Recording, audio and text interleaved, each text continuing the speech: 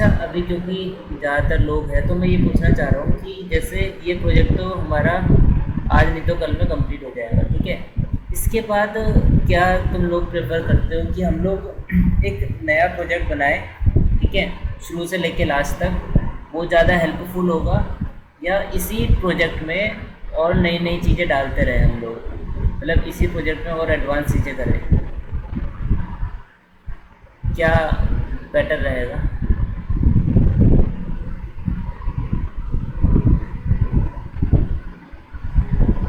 कोई सजेशन हो तो बताना। मेरे हिसाब से तो अगर हम एक कोई फिर से नया दूसरा प्रोजेक्ट बनाते हैं तो उसमें क्योंकि हमें डेटाबेस का नया दोबारा से स्ट्रक्चर बनाने को मिलेगा, सीखने को मिलेगा, है ना, दो टेबल्स को ज्वाइन करने को सीखने को मिलेगा, वो खैर इसमें भी अचीव कर सकते हैं वो सब चीज़ें, बट एक बेस से दोबारा से वेबसाइट बनाने को सीखने को मिलेगा।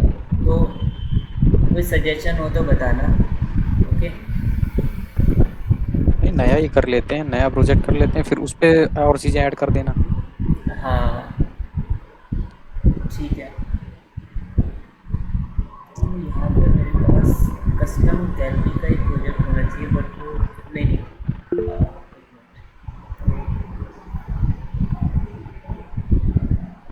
क्लाइंट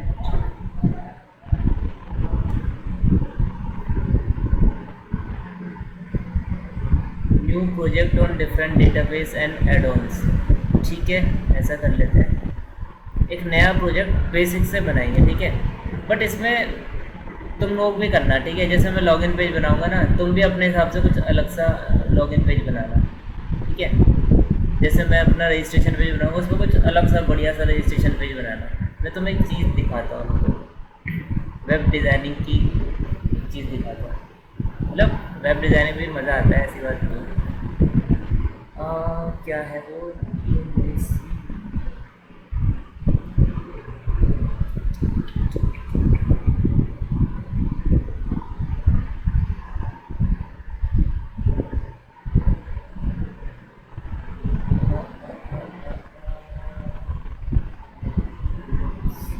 नाम नहीं याद आ रहा है।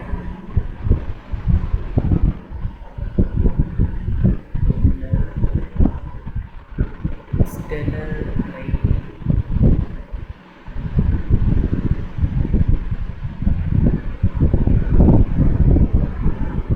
यूनेसी, ठीक है। तो मैं एक्चुअली दूसरे क्लाइंट्स पे लॉगिन करके मैं दिखाता हूँ, ठीक है। इसका एक प्रोजेक्ट मैं बना रहा था, तो वो HTTPS है अभी वेबसाइट, तो इसमें मैं ज़्यादा इजीली बता पाऊँगा। देखो, सर्वर का भी आइडिया हो जाए कैसे सर्वर पे अपलोड करते हैं प्रोजेक्ट को।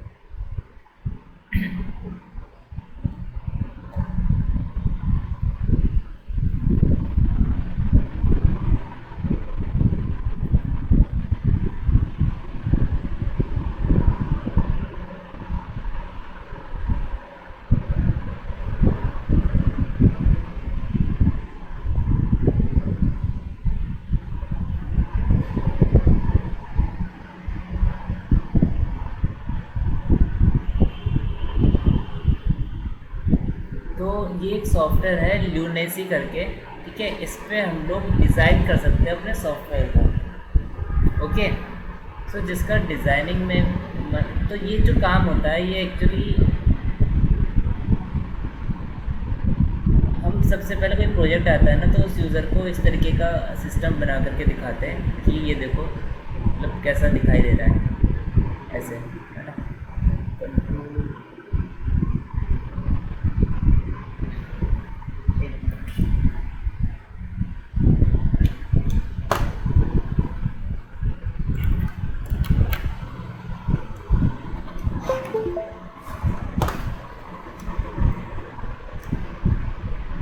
ठीक है।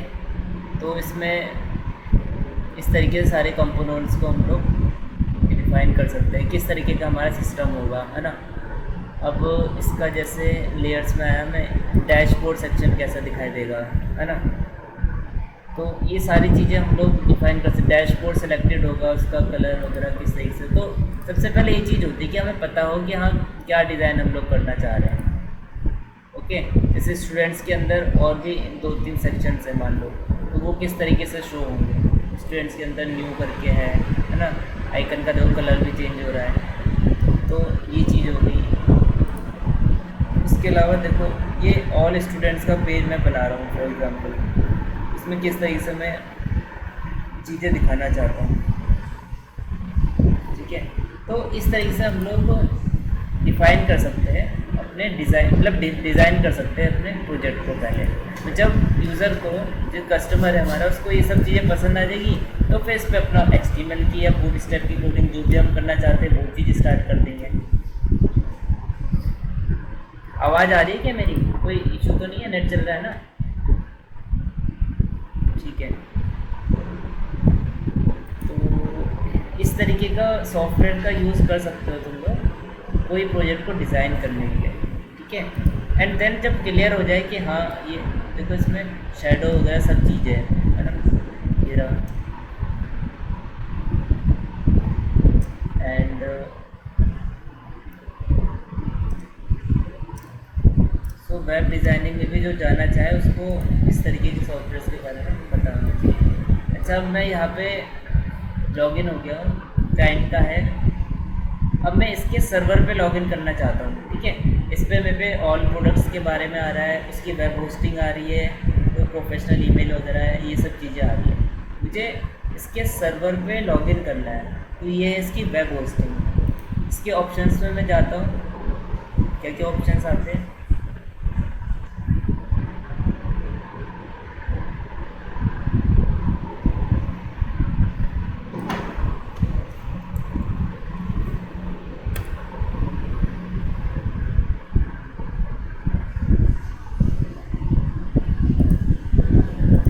ये वेबसाइट है जो कि वर्डप्रेस पे बनी हुई है।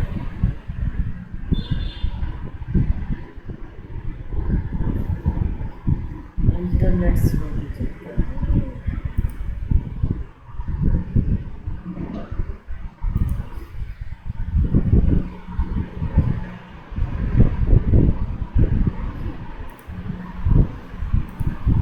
मैनेज में जाते हैं, होस्टिंग में मैनेज,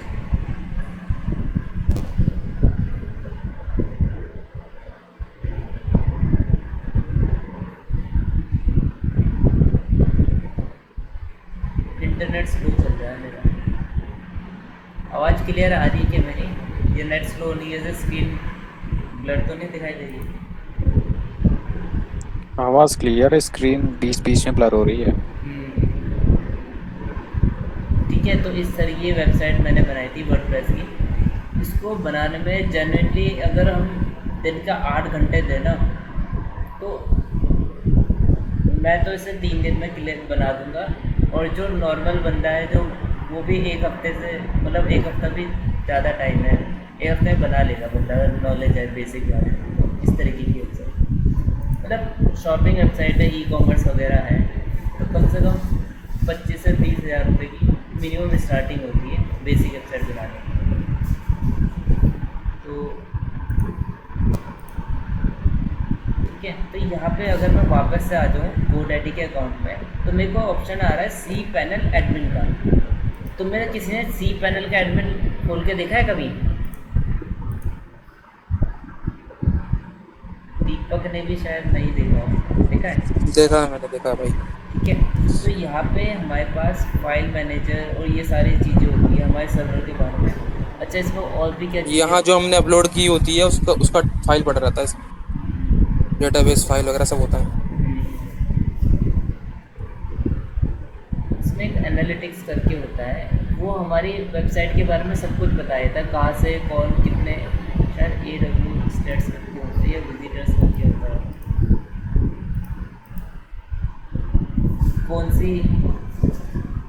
कौन से डिवाइस से कौन यूज़र कितने देर तक आ रहा है, ये सब चीज़ें यहाँ पे पता चल जाती है। ओके। बट हमें जो मेनली काम होगा यहाँ पे अपलोड करते हो, तो फाइल मैनेजर से काम होगा, ठीक है।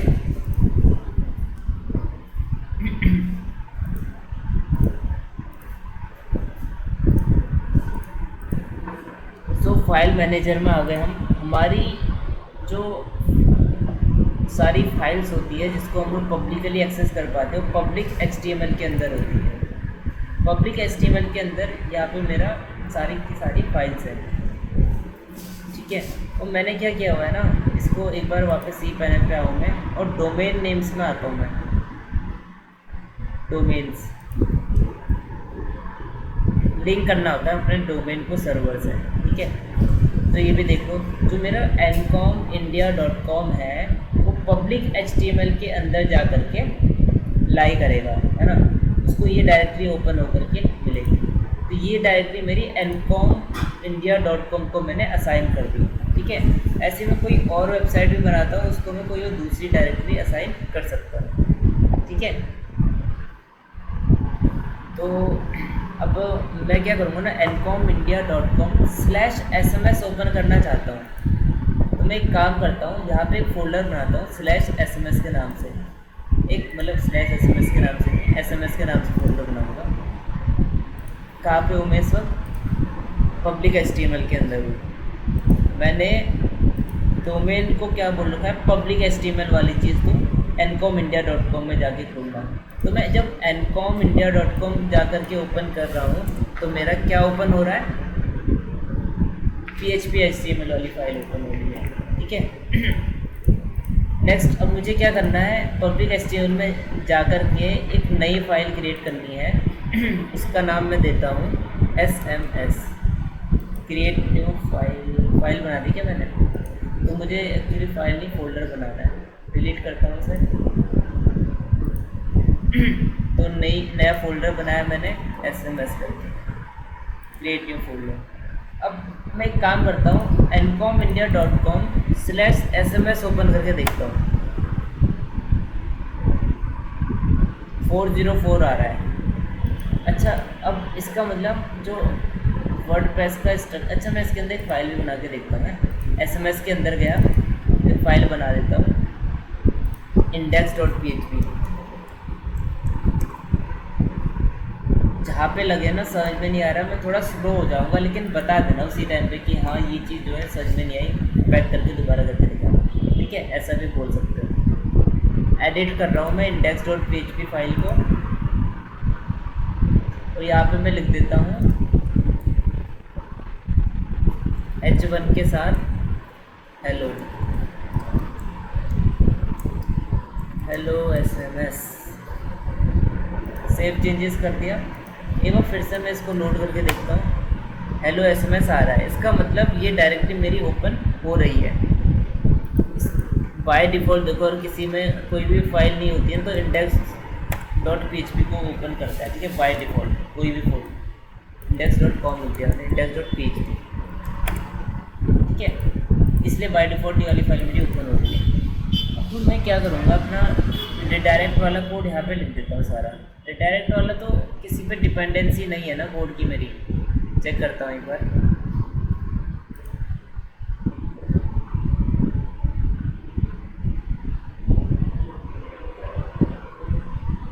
रिडायरेक्ट वाला कोड मेरा इंडिपेंडेंट कोड है, ओके। उससे किसी ठीक होगा, कोई दिक्कत नहीं। अच्छा, मैं पूरा प्रोजेक्ट ही डाल देता हूँ यहाँ पे। तो इसके लिए मुझे क्या करना पड़ेगा, मैंने फोल्डर ओपन किया,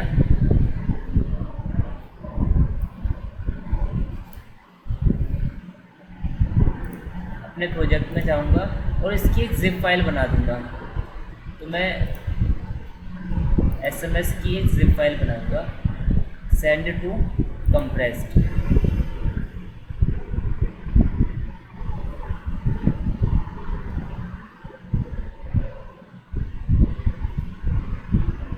और उसके बाद इसे मैं अपने इस फोल्डर के अंदर जा कर के पेस्ट कर दूंगा।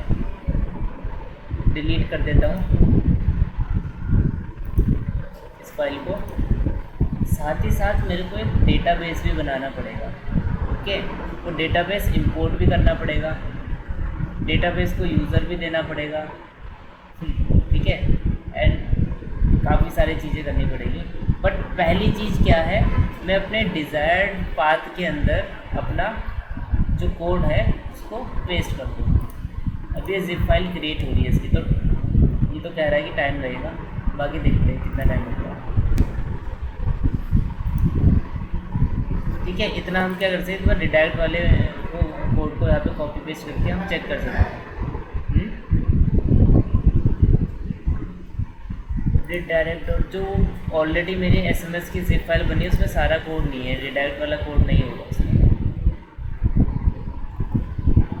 तो मैं जब तक ये जिप फाइल बन रही है ना तब तक एक बार हम लोग रन करके देख लेते हैं रिडायरेक्ट वाला हमारा सही काम कर रहा है ईमेल आईडी वाले। तो यहाँ पे मैं फिर से एक फाइल बनाऊँगा redirect.php, ठीक है। क्रिएट न्यू फाइल, आ गई, लोड आ गई। इसको एडिट करूँगा, एडिट, कॉपी किया हुआ कोड यहाँ पे पेस्ट कर देता हूँ, ठीक है। अच्छा, रिडायरेक्ट यूआरआई मेरे को चेंज करना पड़ेगा। क्या डालना पड़ेगा?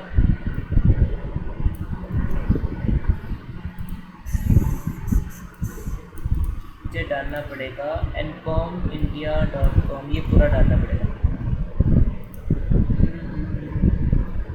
Ctrl+Shift+T, ठीक है।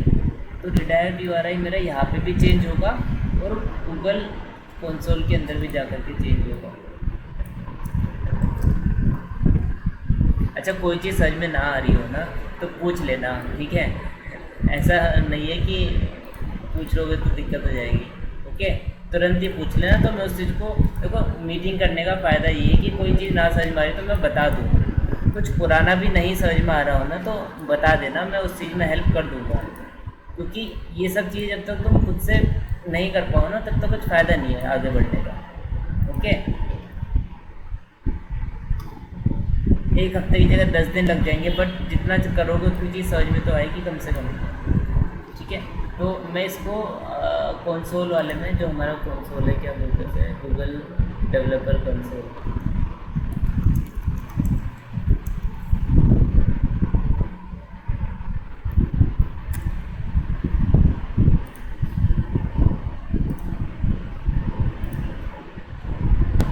तो मैं फिर से बता देता हूँ। अभी तक मैंने क्या करा, पब्लिक HTML के अंदर किया, SMS का फोल्डर बनाया, redact.php के नाम से फाइल बनाई।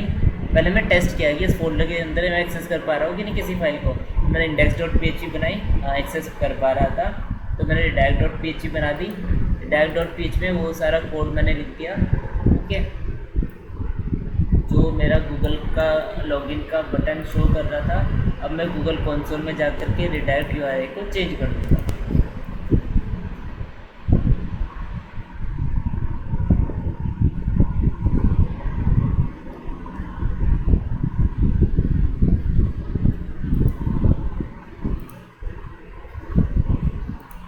सो यहाँ पे देखो सारे स्टैटिस्टिक्स आते हैं, कब कितने विजिटर्स इसमें आ रहे हैं। मई में 24 विजिटर्स आए, अप्रैल में इतने विजिटर्स आए, ठीक है। कितने पेजेस को व्यू करा उन्होंने, कितने हिट्स आए हैं, कितना डेटा उन्होंने यूज़ करा है, सारा डेटा यूजर्स का यहाँ पर मिल जाता है। इंडिया से कितने आ रहे हैं, यूएस से कितने आ रहे हैं, किस आईपी एड्रेस से कितने बार किस पेज को देखा जा रहा है, लास्ट विजिट कितने बजे था, ठीक है। तो हम किसी भी वेबसाइट में जाते हैं ना, हमारी आईपी एड्रेस तक सर्वर वालों को पता होती है, कितने देर तक कौन रहा, कितने यूजर्स कितने देर तक रहे, है ना। ये सब चीज़, कौन कौन से यूआरएल सबसे ज़्यादा विजिट होते हैं, टॉप पेजेस के यूआरएल्स, मतलब सब कुछ, कौन से ब्राउज़र से कितने ज़्यादा लोग विजिट करते हैं, ओके। एक चीज पूछनी है, हाँ हाँ। जैसे कोई गूगल ऐड वगैरह चलाता है और उसके ऐड पे जो क्लिक कर रहा है बंदा, हाँ हाँ। उसका पता चल जाता है आईपी एड्रेस का, वो खुद पता कर सकता है। गूगल ऐड पे कौन क्लिक कर रहा है ये तो गूगल बता पाएगा। अच्छा। हाँ, क्योंकि वो लिंक गूगल ने जनरेट किया है, ठीक है। इस वजह से उसको गूगल ही बता पाएगा। तो मैं क्रेडेंशियल्स के अंदर जा गया, एंड ये क्या चीज़ आ रही है, क्रेडेंशियल्स के अंदर जाना है मेरे को। देखो मैं अपने प्रोजेक्ट के अंदर हूँ, इस चीज़ का ध्यान रखना।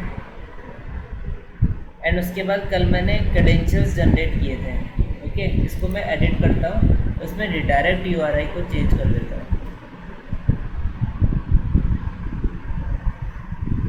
और ये जो मैंने डाली थी इसको चेंज करता हूँ। अब देखो सर्वर में हमारे लोकल होस्ट में प्रोजेक्ट को रन करना और सर्वर पे प्रोजेक्ट को रन करने में मतलब बहुत फ़र्क होता है। सर्वर में कई तरीके के इश्यूज और आ जाते हैं जो कि लोकल होस्ट में नहीं आते हैं हमारे, ठीक है। तो मैंने अभी चेंज तो कर दिया है, रिटायर्ड यूआरआई देख लेता हूँ सेम है कि नहीं जो यहाँ पे है, तो यहाँ पे भी चेंज करना पड़ेगा, यहाँ पे चेंज नहीं करा मैंने। बट ये तो मेरा हो गया लोकल होस्ट में, हम लोग को सर्वर पे चेक कर लेते हैं। जो यहाँ पे है वही मेरा यहाँ पे होना चाहिए, ठीक है। सेव चेंजेस करता हूँ एंड इस फाइल को ओपन करके देखता हूँ, redirect .php not working।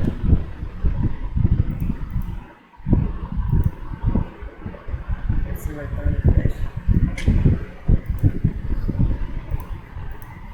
Computer पे जाके ट्राई करते हैं, नहीं ओपन हो रहा है, ठीक है। अच्छा ये चीज़ देखो ना, डिबगिंग के क्या क्या तरीके हो सकते हैं, मैं क्या क्या चेक करूँ और काम नहीं कर रहा है तो अब मैं क्या करता हूँ, सारा का सारा कोड हटा दूँगा और इको करवाऊँगा हाई, ठीक है। अगर हाई इको हो गया तो इसका मतलब कुछ कोड के अंदर मेरी दिक्कत है। देखो हाई मेरा इको हो चुका है, इसका मतलब मेरे कोड में दिक्कत है, पेज को एक्सेस करने में कोई दिक्कत नहीं है। वापस से कंट्रोल जेड करता हूँ,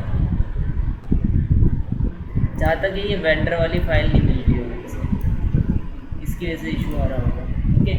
तो मैं ये वेंडर वाली फाइल भी वहाँ पे डाल देता हूँ, इसमें टाइम लगेगा। एसएमएस के अंदर गया वेंडर,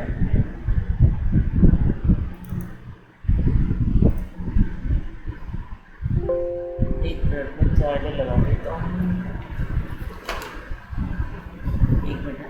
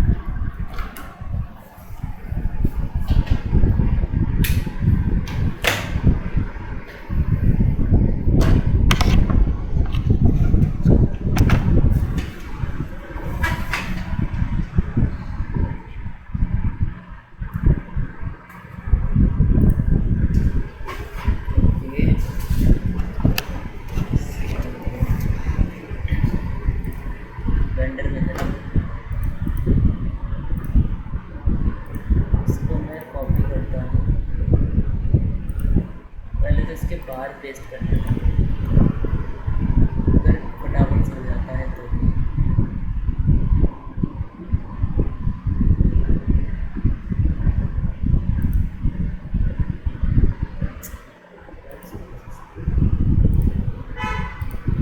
देखो कौन पहले कंप्लीट होता है इनमें से, तभी हम लोग उसे रन कर पाएंगे, ठीक है।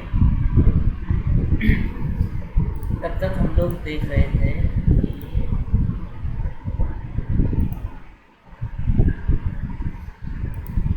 स्टैटिस्टिक्स,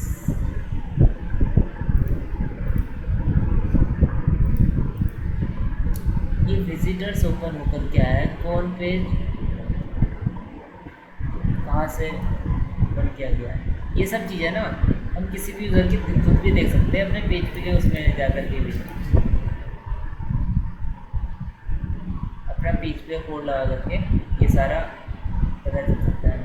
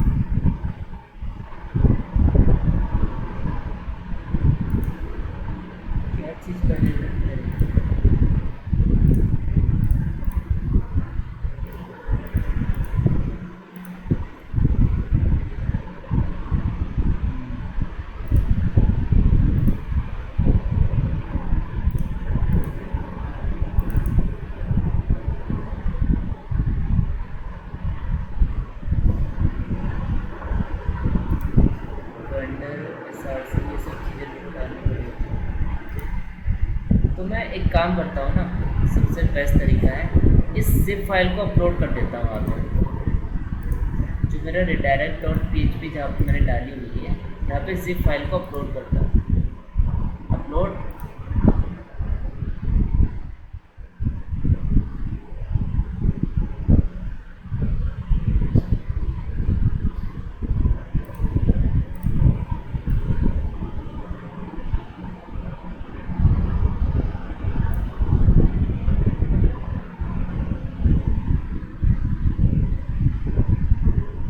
अगर मैं इसे अब कर रहा हूँ तो मुझे कॉपी करने की ज़रूरत नहीं है।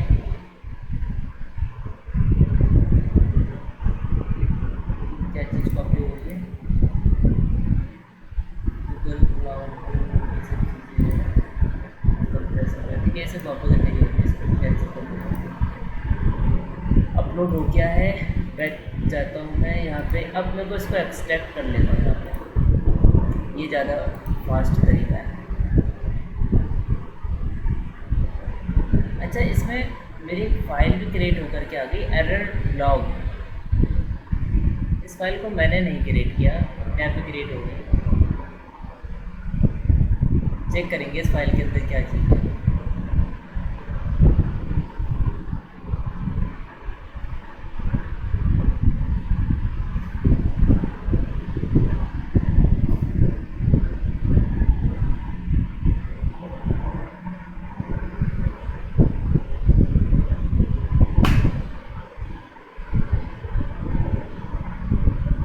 एक्सेप्ट हो गया सर्वर पे, लोड कर लेते हैं।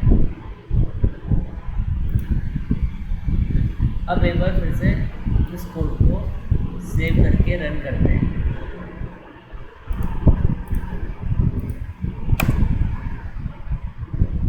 ठीक है, इस बार मेरा गूगल लॉगिन का साइन आ चुका है। ठीक है, इसका मतलब दिक्कत वही कर रहा था। इनकॉग्निटो में इसलिए नहीं चला रहा क्योंकि वो गूगल पे लॉगिन करना पड़ेगा। तो यही कहीं पे इसको चला के देखते हैं। Control alt H and then login करते हैं। तो एरर नहीं आया, रिडायरेक्ट URI वाला। ठीक है, इसका मतलब सही चल रहा है। यहाँ पे गए, कुछ नहीं आया।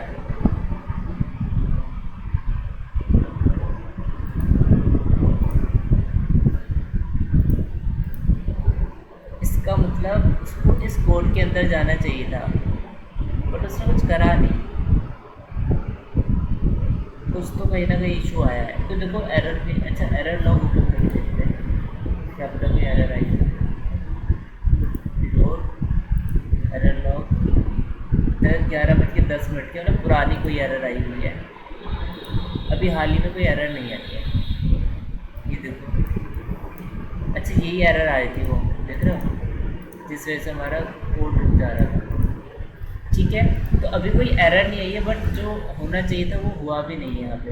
अब हम लोग डिबगिंग करेंगे अपने कोड में। ओके, डिबगिंग कैसे करेंगे कि कोड कहाँ तक आ रहा है। मैं $get को हमेशा इको करा के रखूँगा। इको फ्री का लगाने से क्या होता है कि वो साफ़ सुथरा दिखाई देता है, रीडेबल फॉर्मेट में होता है।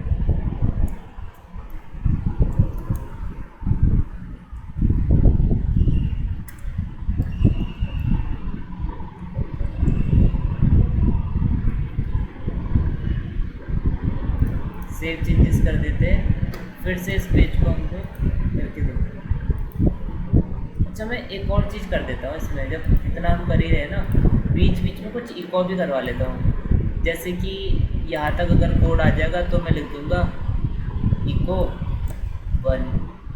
ठीक है, अगर इफ़ के अंदर कोड गया तो मैं लिखूँगा इको 2।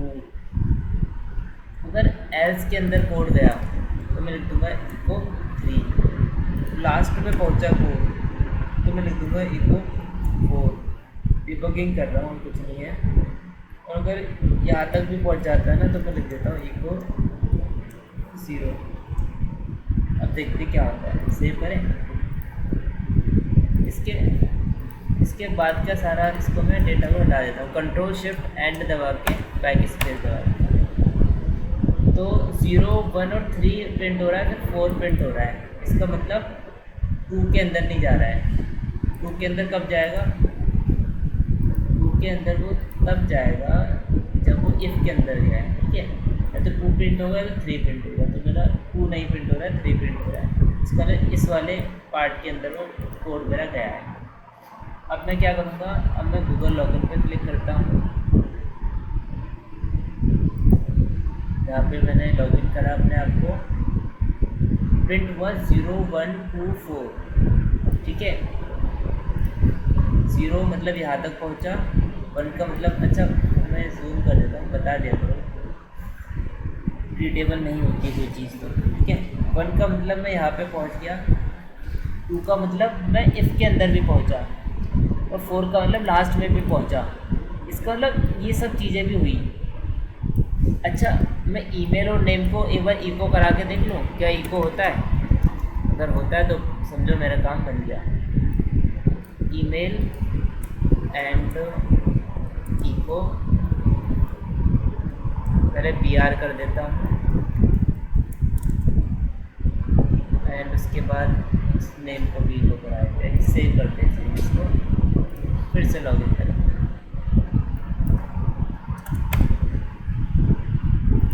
गूगल लॉगिन, सिलेक्ट किया अकाउंट, आ गया, ठीक है। मैं बाकी की चीज़ें हटा देता हूँ।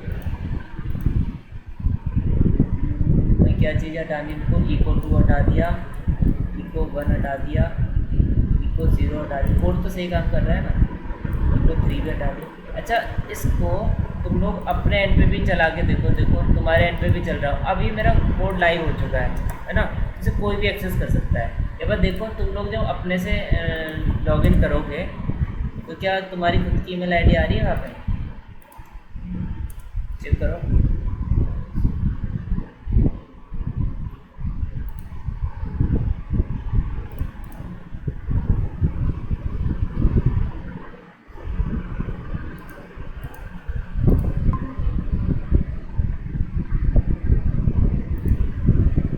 तो मैंने गूगल मीट वाला पेज रिफ्रेश कर दिया था।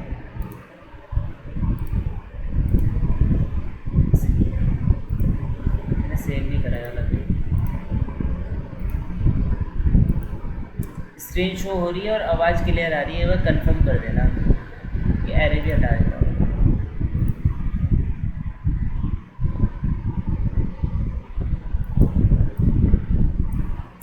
किसी ने करा अपने एंड पे ट्राई? मैंने लिंक, अच्छा दोबारा मैसेज भेज देता हूँ। हाँ, आ रही मेल आईडी आ रही यार। अपनी खुद की ईमेल आईडी आ रही होगी, उसका नाम आ रहा होगा, है ना? हाँ, नाम किसका आएगा मतलब?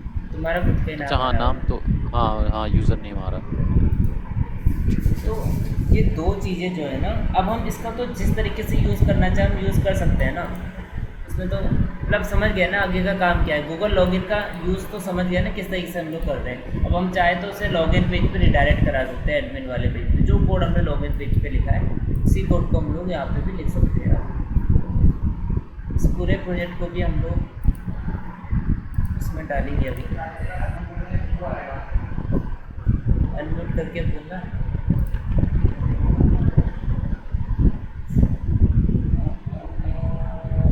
ये देखो रिटायर्ड कर दे रहा है इनको। सेशन में देखो उसका फर्स्ट नेम डाल दूंगा मैं चाहूँ तो डेटाबेस में भी डाल दूँ, है ना, मर्जी है। अब आगे जो करना है वो मुझे करना है अपने आप, है ना। गूगल लॉगिन वाली चीज़ जो सही से काम कर रही है। कल जो एरर है जो HTTPS की वजह से आ रहा है, ठीक है ठीक है। तो काम कर रहा है, ये दो लोगों ने चला के देख लिया, बाकी लोग भी अपने एंड पे चला के देख सकते हो। और हमारा गूगल API का जो फंडामेंटल है वो वर्क कर रहा है सही से, इसमें कोई इशू नहीं। ओके, अब हम लोग ना एक फटाफट से एक एडमिन पेज बना करके उसमें एक डिलीट वाली फंक्शनैलिटी कर लेते हैं, ठीक है। वो थोड़ा ऐसा लगेगा ना कि प्रोजेक्ट कंप्लीट सा हो रखा है। तो फिर लोकल होस्ट पे करेंगे अभी, ठीक है। और सर्वर वाली जो चीज़ है, फिर एक बढ़िया सा प्रोजेक्ट बनाते हैं ना, उसको सर्वर पे डालेंगे जिसको हर कोई यूज़ कर पाओ। तो अगला प्रोजेक्ट सोचो क्या बनाए। मेरे हिसाब से एक वो टेस्ट वाला बनाते हैं ना, कि जिसमें कि कोई भी यूज़र आए और वो अपना टेस्ट क्रिएट कर पाए और उसको पब्लिकली वो लिंक शेयर करके कोई भी यूज़र दूसरा जो है ना उस टेस्ट को अटेंड कर पाए। तो हमारे डेटाबेस में एक सामने एंट्री हो जाएगी कि इस टेस्ट को किस किस यूज़र ने दिया है और उसके कितने कितने नंबर आए। तुमने देखा होगा ना, ऐसे कई सारे वेबसाइट्स के लिंक हमारे पास आते हैं कि ये देखो ये तुम्हारा जानने पहचानने वाला है, तुम चूज़ करके बताओ इनमें से कौन सी चीज़ उसे पसंद होगी। ठीक है, उसमें से हम उनको सेलेक्ट कर देते हैं, फिर नेक्स्ट नेक्स्ट नेक्स्ट के ले जाते हैं। उसके बाद हमें नंबर्स मिल जाते हैं कि 10 में से 3 नंबर मिले या 10 में से 8 नंबर मिले, कि तुम उसको उतना अच्छे से जानते हो। ऐसी फालतू की चीज़ें जो है वो लोग बना देते हैं, वो भी चलता है, वो भी काफ़ी कुछ चलता है। उस तरीके का एक छोटा सिस्टम बना सकते हैं हम लोग, है ना। तो इस तरह की कोई वेबसाइट बनाते हैं जिसको हम लाइव कर पाए और अपने फ्रेंड्स के साथ उसको शेयर भी कर पाए। क्योंकि देखो टाइम उतना ही लगना है, चाहे हम एक नॉर्मल वेबसाइट बनाए जो हमारे लोकल होस्ट पे चले, और चाहे हम कोई ऐसी वेबसाइट बनाए जो कि हम पब्लिकली उसको रिलीज़ कर पाए, है ना। और दिखाने में भी अच्छा लगेगा। देखो कभी इंटरव्यू में जाएंगे तो उस वेबसाइट को डायरेक्टली, इंटरनेट तो हर किसी के ऑफिस में रहता है, लोकल होस्ट में कहाँ तक हम लोग सिस्टम लेकर के घूमेंगे, है ना। डायरेक्ट दिखा सकते हैं, देखो ये हमने सर्वर पे भी डाला हुआ है ना। तो सामने वाले बंदे को लगता है कि हाँ भाई है कुछ, मतलब सर्वर की भी सी पैनल की नॉलेज है ना, कैसे अपलोड करना है। तो शुरू में यही चीज़ें होती है। मैं 12th के बाद मैंने वर्डप्रेस सीखी थी, तो उस टाइम पे बड़ा ख़तरनाक फ्रेमवर्क आता था एक, ये है सी पैनल। मैं इसके मेन पे गया तो उस टाइम पे एक दोस्त ने बोला वेबसाइट बनानी है, हमने बनाई भी थी indiawale.com करके। उस समय जो फ्रेमवर्क हमने चूज़ किया था वो था जुमला, ये रहा। अब इसकी बिल्कुल भी नॉलेज नहीं थी। वर्डप्रेस तो चलो सुना भी था और इजी भी होता है, बट जुमला तो भाई ख़तरनाक फ्रेमवर्क है। मतलब इसमें तो स्क्रीनशॉट्स भी देखे ना इसके हम लोग, तो भी पता नहीं चलता है कि कहाँ पे क्या है। मॉड्यूल्स वगैरह क्रिएट करने पड़ते हैं, है ना। तो ये सब चीज़ें हैं। ओके, तो हम लोग कहाँ पे थे, एडमिन पेज बनाने वाले हैं हम लोकल होस्ट में जा कर के। फटाफट से बनाएंगे बूट स्टेप की हेल्प ले करके, जहाँ पे सारे यूज़र्स शो होंगे उनको हम डिलीट कर पाएंगे। किसी को कोई डाउट है अभी तो बताओ, कुछ भी किसी तरीके का डाउट हो, कुछ पूछना हो। सो SMS के अंदर हम लोग लॉगिन पेज पे जाएंगे और अपना यहाँ पे लॉगिन करेंगे। तो लॉगिन यार दिव्यांशु, ये थोड़ा सी पैनल वाला थोड़ा सा बताना यार, ये थोड़ा कम समझ में आया। क्या है, क्यों है, कैसे है, थोड़ा एक बार और एक्सप्लेन कर देना। मतलब पूरा नहीं, मतलब एक वर्बल तरीके से क्या। ठीक है, तो सी पैनल वाली चीज़ मैं बता देता हूँ फिर से। तो मैं अगर जाता हूँ ncom.india.com/cpanel,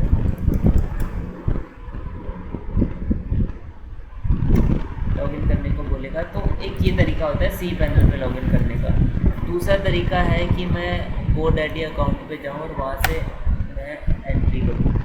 तो GoDaddy क्या है ना कि हमारा सर्वर, डोमेन नेम, ओके, ये सब कुछ मैनेज करता है।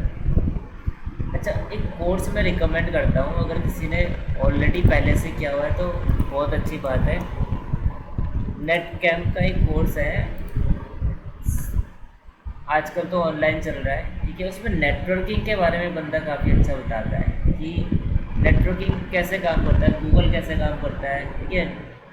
नेम सर्वर्स कैसे बोलते हैं, गेटवे कैसे काम करता है, IP एड्रेस क्या होती है, ठीक है, मास्किंग क्या होती है, सब नेटिंग क्या होता है। नेटवर्किंग के जो कॉन्सेप्ट है वो बहुत बेसिक से क्लियर हो जाते हैं। हमारा जो डोमेन नेम है ना, ये भी हमारा IP एड्रेस है। एक पार्ट, 2 पार्ट, 3 पार्ट और एक चौथा पार्ट और होता है IPv4 में। अगर मैं इसके आगे डॉट भी लगाता हूँ ना तो भी ये मेरी ओपन होएगी वेबसाइट, बट नहीं हो रही है। इसका मतलब दूसरी वेबसाइट में शायद, पता नहीं, बट ऐसा कुछ भी होता है कि ये भी IP एड्रेस ही होती है। .in के बाद अगर मैं .0 लगाऊँ, क्या पता नहीं। अच्छा, इसकी IP एड्रेस मैं कैसे पता कर सकता हूँ? मुझे क्या करना पड़ेगा, www.window.r CMD ओपन किया मैंने, इस पर पिंग करूँगा मैं, पिंग स्पेस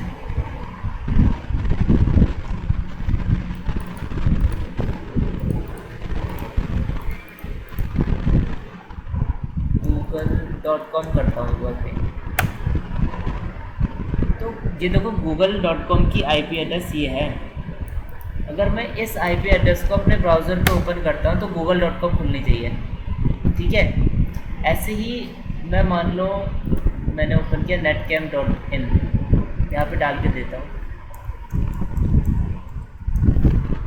पिंग करना है इसको। तो ये जो है ना, ये netcamp.in की IP एड्रेस है। इसको मैं ओपन करूँगा तो netcamp.in खुलना चाहिए, नहीं खुलता है तो इसका मतलब क्या है, शेयर्ड IP एड्रेस है, ठीक है।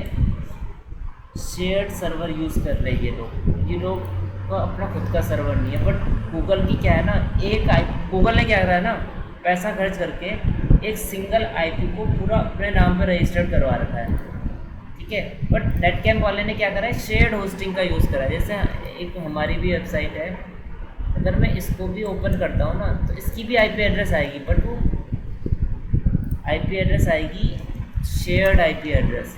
अच्छा, शेयर्ड IP एड्रेस का मतलब क्या है, नहीं आई,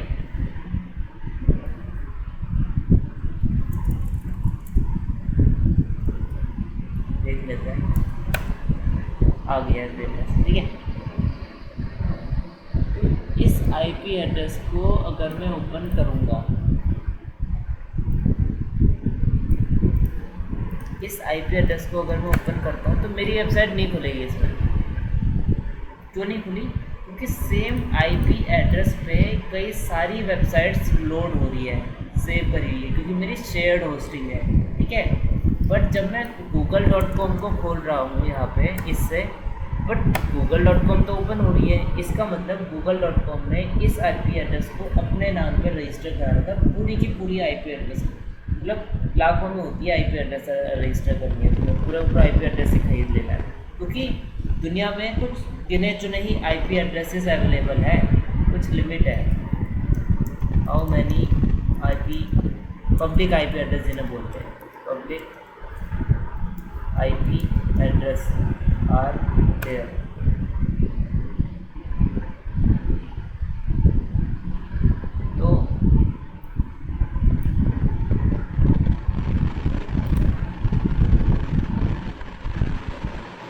तो IPv4 की बात करें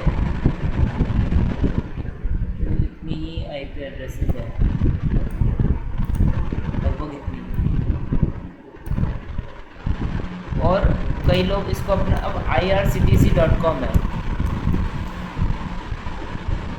जो irctc.co.in है ना, इसका भी खुद का सर्वर है। मतलब हमारा इंडियन रेलवे इतना, मतलब उस टाइम पे था, पहले चला के देख लेता हूँ तब बोलूँगा, अब ना हो फिर बोलो कि भाई क्यों नहीं चल रहा है।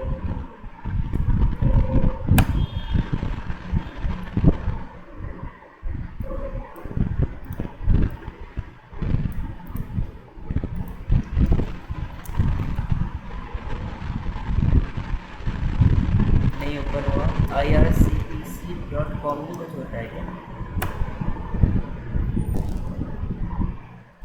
irctc.com की IP एड्रेस देखते क्या है।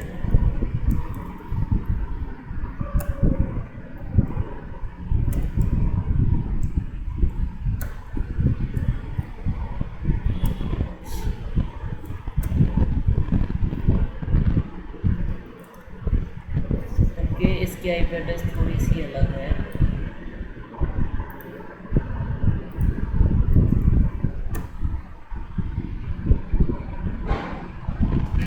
ठीक है, तो irctc.com की पूरी अपनी ही IP एड्रेस इसने ले रखी है, लाखों रुपए में, मतलब, है ना। बट हर किसी का नहीं है। AKTU अगर हम डालते हैं, शेयर होने का क्या मतलब हुआ IP एड्रेस का?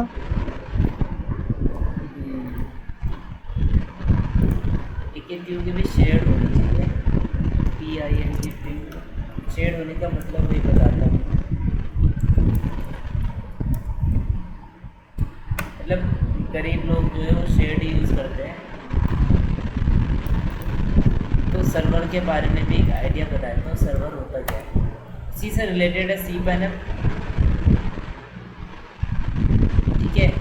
इस आईपी एड्रेस में कुछ फाउंड नहीं हो रहा है। तो अच्छा, shared hosting and dedicated hosting में क्या डिफरेंस है कि एक तुमने क्या करा, एक अपने लिए कंप्यूटर लिया, ठीक है, एक सीपीयू लिया तुमने। सीपीयू में क्या क्या चीज़ें होती है, रैम होती है, उसका स्टोरेज होता है, उसका प्रोसेसर होता है, ये 3 चीज़ मेन होती है, ठीक है। जितना अच्छा तुम्हारी एसएसडी है मान लो, जितना अच्छा तुम्हारा स्टोरेज है, क्योंकि सर्वर क्या करता है, सर्वर का काम ही होता है सिर्फ स्टोर करना। मैंने सर्वर को बोला कि तुम यहाँ पे मेरा सारा जो डेटा है वो इस जगह पे जाकर स्टोर कर लो। मुझे क्या चाहिए सर्वर से, मैं क्या एक्सपेक्ट करता हूँ, मैं ये एक्सपेक्ट करता हूँ कि मेरी जो वेबसाइट खुलेगी ना, मेरी जो इस वाले उस पर जाकर जो फाइल ओपन होगी, वो फाइल मेरी जितनी स्पीड हो सकती है उतनी ज़्यादा स्पीड से ओपन हो। तो वो ऑप्शन देते हैं तुम्हें कि तुम्हें कैसा, किस टाइप का सर्वर चाहिए। जैसे मेरा है इकोनॉमी इनका इकोनॉमी लाइनेक्स होस्टिंग है, ठीक है। इसकी मैं मैनेज कर पे जाऊँगा, और अगर मैं यहाँ से सी पैनल पे जाता हूँ तो सी पैनल पे मेरे को मेरे ऑपरेटिंग सिस्टम जो मैं वहाँ पे रखा हुआ है सर्वर, उसमें कौन सा सीपीयू है, ये कितनी उसकी रैम है, कितना स्टोरेज उन्होंने मेरे को दे रखा है। तो अगर वो शेयर्ड होस्टिंग नहीं है तो एक ही यूज़र उस पूरे के पूरे सिस्टम की परफॉर्मेंस को एक ही यूज़र यूज़ कर रहा है। इसका मतलब उस पूरे कंप्यूटर पे उसी का हक है ना। बट अगर शेयर्ड कर रहे हैं ना, तो होता क्या है कि ऐसे होता है, फिर शेयर्ड होस्टिंग ये है कि अमेज़ॉन भी इसी पे पड़ी हुई है, कोलंबस भी इसी पे पड़ी है, एलांस भी इसी पे पड़ा है, एसएमएस भी इसी पे पड़ा है, ठीक है, ये भी। अब जो सीपीयू है जो इस सिस्टम को मैनेज कर रहा होगा, वो सीपीयू मान लो सारी वेबसाइट एक बारी में ओपन होती है, तो सीपीयू जो अपनी परफॉर्मेंस को वो डिवाइड कर देगा ना इतने सारों में, तो उसमें स्पीड कम हो जाती है ना वेबसाइट की। बट अपना है तो मेरा खुद का कंप्यूटर है, मेरी खुद की वेबसाइट खुलेगी तो उतना तेज़ी से लोड होगी, है ना। तो ये समझ लो पर्सनल कंप्यूटर, और इस तरीके से ये हम अगर मेरी से स्टोरेज को काफ़ी लोग यूज़ करें तो शेयर्ड वाली होगी। अब यहाँ पे मेरे को पता चल जाएगा मेरे इसमें कितनी फिजिकल मेमोरी है, ठीक है।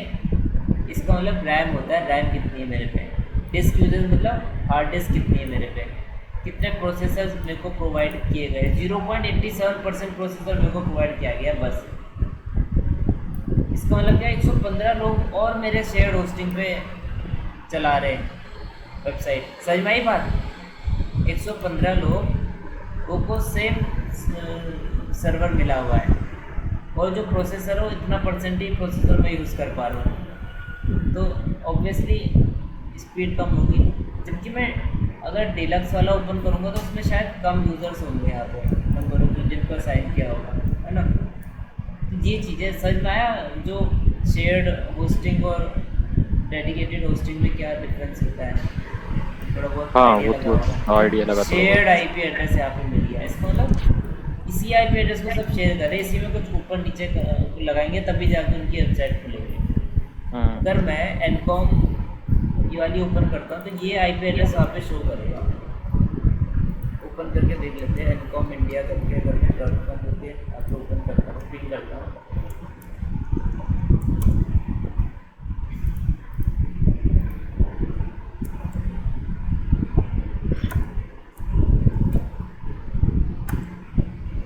वन 184.168.102 देखा, सेम आईपी एड्रेस, ठीक है।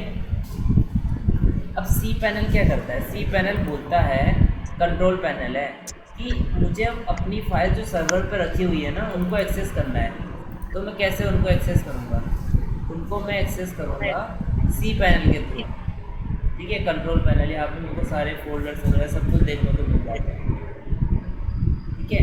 तो सी पैनल में ही मेरे को ऑप्शन मिल जाता है कि मैं अपने एक नए डोमेन को ऐड कर पाऊँ, ठीक है।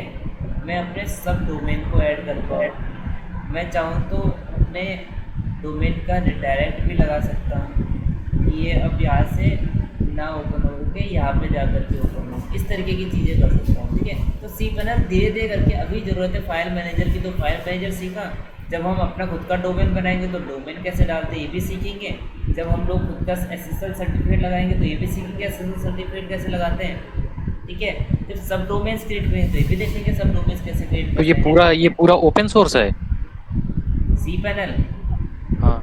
सी पैनल उनको प्रोवाइड होता है जिनकी जो होस्टिंग लेते हैं किसी से भी, GoDaddy से, नेमचीफ से, ब्लूहोस्ट से। तो अपने सर्वर को मैनेज करने के लिए हम लोग सी पैनल का यूज़ करते हैं। एक ऑर्गेनाइजेशन है, एक कंपनी है सी पैनल, है ना, जिसने ये सॉफ्टवेयर बनाया और सर्वर वालों को बेच दिया। जितने सर्वर वाले सी पैनल का कई अलग अलग WP होस्ट भी होता है, कुछ WP सी पैनल की तरह ही होता है वो।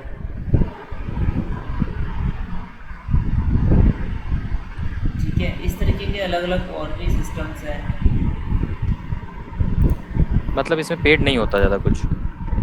क्या नहीं होता है? पेड नहीं होता ना, जैसे डोमेन वोमेन है अपना, जैसे उसमें था ना ऑप्शन, मतलब ऐसे कुछ? मतलब खरीदने वाली चीज़? हाँ वही पेड।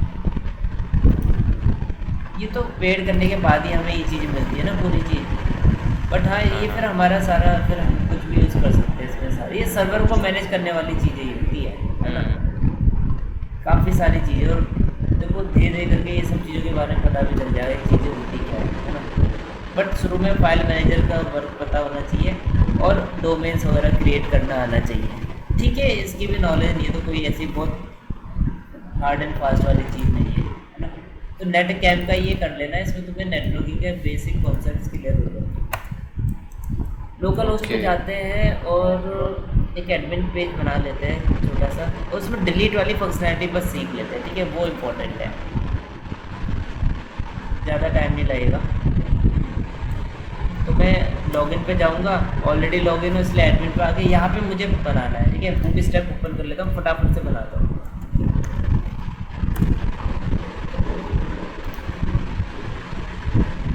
कोई डाउट हो और भी ना बता देना, क्योंकि आज लास्ट दिन है जब हम इसको कर रहे हैं। इसके बाद हम कोई नया प्रोजेक्ट ही करेंगे, अच्छे से करेंगे उस प्रोजेक्ट को। तो मैं लोकल होस्ट पे किया, admin.php पे नेविगेशन बार मेरे लगा हुआ है। नेविगेशन बार के अंदर ना अब मैं बढ़िया से बनाऊंगा पेज को, तो मैं देख लेता हूँ क्या क्या ऑप्शन अवेलेबल है। कंटेंट में गया, कुछ नहीं, कंपोनेंट्स में गया, अकॉर्डियन में क्या होता है, इस तरीके का डेटा है, ये मुझे नहीं चाहिए। बैच क्या होता है, ओके। ब्रेड क्रम का यूज अभी नहीं है। ठीक है, card burger relax list model क्या होता है? अच्छा, ये मॉडल होता है जो पॉपअप बन के आता है वहाँ पे। ठीक है, इसकी जरूरत नहीं है। ऑफ कैनवास की भी शायद जरूरत नहीं पड़ेगी। एक होता है जंबो ड्रोन, अब नहीं है शायद।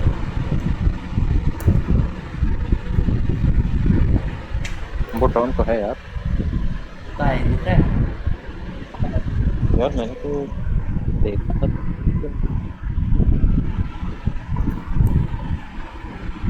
जंबो ड्रोन पहले उसमें हुआ करता था, अब नहीं होता है। दिख रहा है ना माइग्रेटिंग करके, देखते एक बार है कि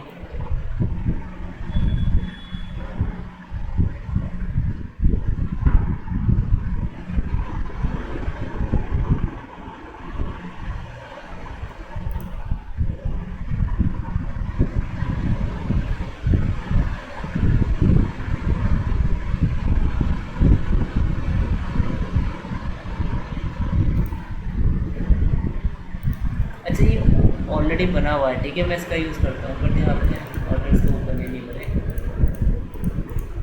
तो मुझे टेबल कुछ लोगों को बना मिल जाता है ना।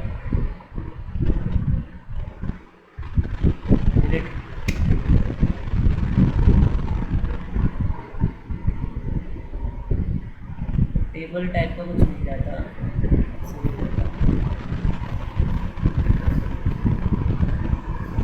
सर्च नहीं कर सकता तो नेट्स खुल जाएगा। इस पूरे को मैं ना कॉपी पेस्ट कर सकता हूँ। अच्छा, ये रहा, ये चाहिए मुझे।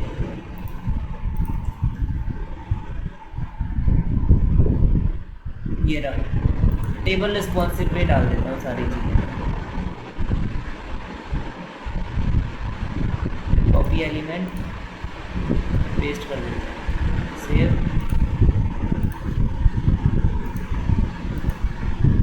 आ गया। ठीक है, बस इसको मैं थोड़ा एक डिवीज़न के अंदर डाल देता हूँ। तो मैं एक डिवीज़न क्रिएट करूँगा और उसके अंदर इस चीज़ को डालूँगा और उस डिवीज़न को थोड़ा मार्जिन दे दूँगा।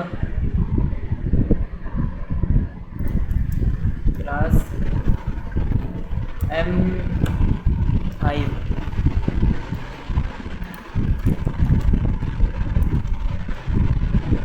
M स्टार लिखना होगा। हाँ ठीक है, बढ़िया लग रहा है। ऊपर मैं हेडिंग डाल देता हूँ एक H2 डाल देते हैं। क्या लिखूँ? All students.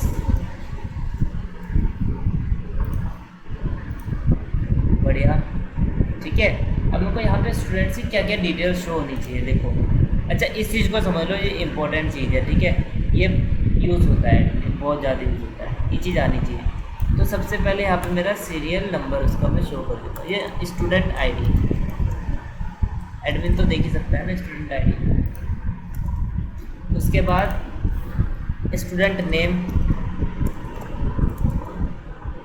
अच्छा, स्टूडेंट के लिखो, मैं नेम, फर्स्ट नेम लिख देता हूँ। उसके बाद लास्ट नेम, उसके बाद ईमेल आईडी, ऐड क्या चीज़ें थी ये बात देख लेते हैं डेटाबेस में। New local host, date of birth थी और क्या जेंडर था। हाँ मतलब ज़्यादा चीज़ें नहीं शो कराएंगे, थोड़ी बहुत चीज़ें। हाँ हाँ, बस जेंडर करते, हाँ वो तो हाँ, इसके अलावा हम लोग कर देंगे जेंडर। एक पासवर्ड को ना MD5 में हम लोगों ने नहीं करा, वो भी करके देख लेंगे। ये छोटी छोटी चीज़ें हैं, देखो ज़्यादा टाइम नहीं लगेगा, है ना। कोई इशू तो नहीं है ना, थोड़ा लंबा हो जाएगी क्लास तो। ना ना। आज फाइनल कर देते हैं चीज़ों को। मैं फिर प्रोजेक्ट की सारी कोडिंग फाइल्स ना तुम्हारे साथ शेयर कर दूँगा, ओके। तो फिर इसका यूज़ कर लेना, या तुम्हें जो भी करना है। फर्स्ट नेम लास्ट नेम डाल दिया, डेट ऑफ बर्थ डाल दिया, ईमेल डाल दी, जेंडर डाल दिया, ओके। बाकी तो स्टेटस डाल देते हैं। ये भी डाल सकते हैं कि स्टूडेंट तब तक लॉगिन ना कर पाए जब तक हम लोग स्टेटस को एक्टिव ना करें, ठीक है। अच्छा, मज़ा आएगा, एडमिन का बहुत मज़ा आता है। इसमें क्या बोल रहा था मैं डालने को, एक और चीज़, स्टेटस। देखो कोड बनाओ, चेक करते जाओ सही काम कर रहा है, बढ़िया। अब मुझे एक डमी डेटा डाल देता हूँ। स्टूडेंट आईडी 1 है, स्टूडेंट नेम कुछ डाल देता हूँ,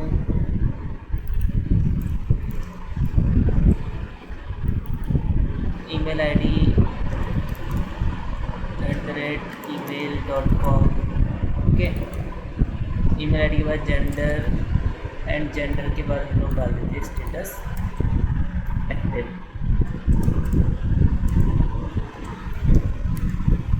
अच्छा ठीक है, ध्यान से देखना, बस ये जो चीज़ें मैं कर रहा हूँ ना, कहीं पे भी डाउट हो ना बता देना कि हाँ एक चीज़ नहीं सही है, ये इम्पोर्टेंट चीज़ है।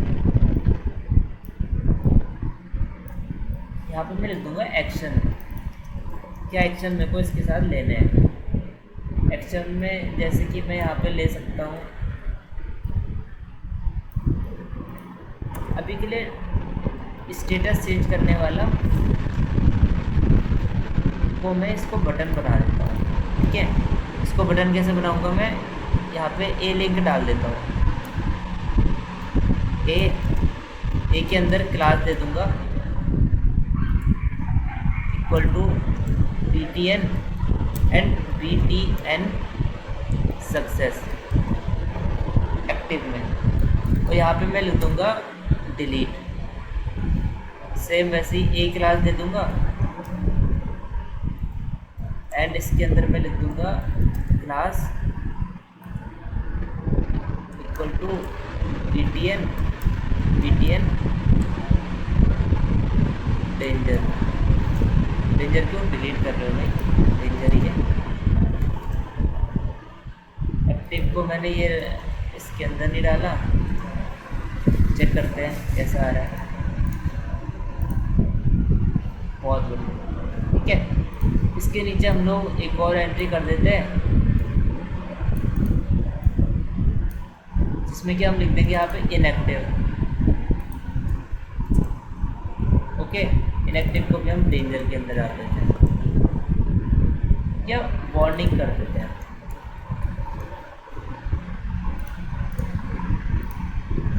ठीक है, बढ़िया लग रहा है ना यूआई, ज़्यादा मेहनत तो नहीं करनी पड़ी। अब हम लोग क्या करेंगे, बाकी का डेटा को हटा देते हैं। जैसे टी आर के अंदर टी आर जा रहा है, यही बात हटा देते हैं इस टी आर को। इसमें तो काफ़ी सारा डेटा डाला हुआ है।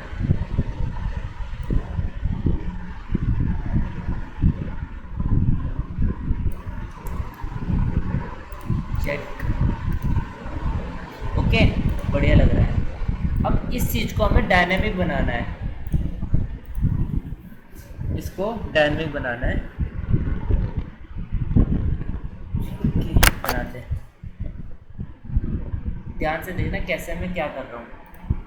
ऑलरेडी ये सब चीज़ें हमने करी हुई है, तो हम लोग क्या कहाँ पर है, ये एडमिन पे है ना हम लोग, ठीक है। तो सबसे पहले मैं एक क्वेरी लगा करके सारे स्टूडेंट्स का डेटा निकाल लेता हूँ। ऐसा काम मैं कहाँ पे कर रहा था, क्वेरी मैंने लॉगिन पेज पे चलाई हुई है,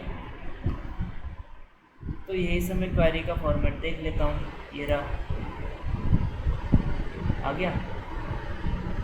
अच्छा, मैंने किसी जगह पे वो भी कर रहा था ना, सारी एरे वो एरे रन कर रहा था, तो मैं एरे रन वाला काम कर रहा था registration.php पे।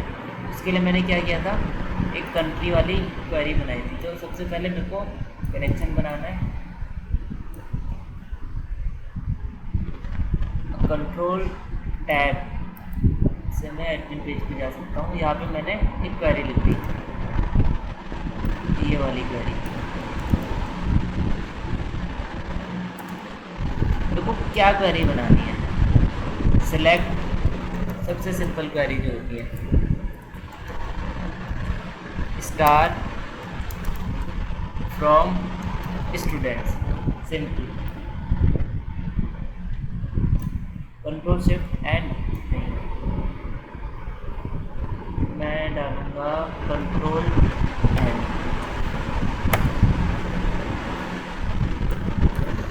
सो यहाँ पे मेरी ये query select star from students, सारे स्टूडेंट्स का डेटा मेरे पास आ जाएगा। माई क्वेरी रिजल्ट के अंदर सारा डेटा आ गया है। अब मैं क्या करूँगा, कंट्रोल टैब। अब मैंने यहाँ पे सारी कंट्रीज का डेटा का एरे लगाया है यहाँ पे,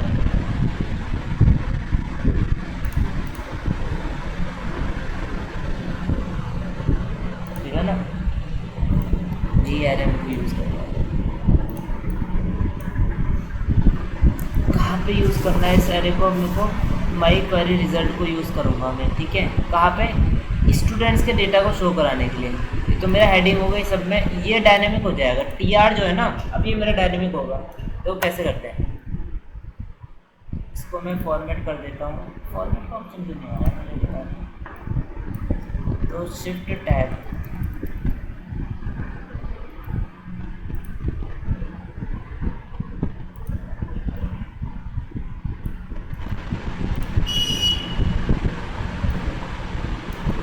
ठीक है। अब वाइल जब तक माई क्वेरी रिजल्ट में डेटा है, जब तक माई इसमें डेटा है, तब तक तुम क्या करो ना, उस सारे डेटा को इस फॉर्मेट में तुम डाल दो। देखो यहाँ पे भी 2 बार टी आर आ रहा है, इसे हटा देता हूं, ठीक है। इस पूरे को मैंने कॉपी किया क्योंकि मेरे को इसी को रिपीटेशन करवाना है, ठीक है। और इसके अंदर मैं पेस्ट कर दे रहा हूँ। देखो ये कोड, क्योंकि मेरा, अब मैं क्या करता हूँ ना, यहाँ पे PHP बंद कर देता हूँ, और क्योंकि PHP फिर सीधा यहाँ पे जाके लगी हुई है, इसलिए यहाँ पे फिर से ओपन कर देता हूँ, ठीक है। अब ये मेरा HTML का कोड हो गया, ये PHP का कोड हो गया। ये रहा। अब मुझे यहाँ पे HTML का, अब मेरे को यहाँ पे आईडी भेजनी है, ठीक है। तो मैं क्या करूँगा, फिर से PHP ओपन करता हूँ, यहाँ पे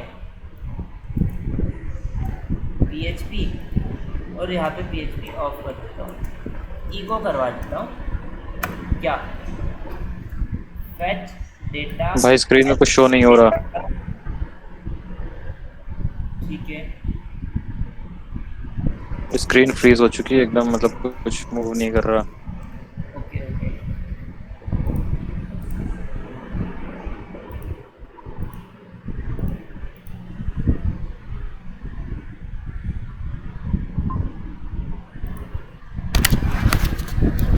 चोरिया स्क्रीन हाँ चल रहा कर्सर है, मूव कर माउस रहा है, हाँ वगैरह ठीक। सब ठीक है। तो मैंने क्या करा, वाइल लूप लगाया एक, ठीक है। जब तक मेरा फेच डेटा में रिजल्ट है, ये हम तो कंट्री के लिए ऑलरेडी क्या होता है, तो होता स्टूडेंट आईडी मेरी जो है ना, यहाँ पे इको करवाएगा आईडी की जगह। ये बस सेव करके देखता हूँ चल क्या रहा है यहाँ पे, एरर आ रही है, सही चल रहा है, सही चल रहा है भाई, बट सारा डेटा रिपीट हो रहा है और स्टूडेंट आईडी अलग अलग आ रही है, क्योंकि अभी तक मैंने सिर्फ वहाँ पे स्टूडेंट आईडी ही डाला था। अब मैं क्या करूँगा ना, इसको बाकी सब में भी डाल दूँगा। यहाँ पे क्या होगा, स्टूडेंट फर्स्ट नेम, अब फर्स्ट नेम कैसे लिखा होगा, FIRSTNAME ऐसे ही लिखा होगा शायद, चेक कर लेता हूँ डेटाबेस से, फर्स्ट नेम ऐसे ही लिखा होगा, ठीक है। फिर से मैं कॉपी करूँगा, ये चीज़ समझ में आ रही है, इसमें कोई डाउट तो नहीं है ना। अच्छा इतना देखता हूँ मैं, देखो फर्स्ट नेम अब सबका अलग आएगा मेरा, और आईडी भी सबकी अलग लगाएगा, आ रही है ना, ठीक है। अब मैं क्या करूँगा, लास्ट नेम को चेंज कर दूँगा। अब यहाँ पे क्या करूँगा, ईमेल कर दूँगा मैं,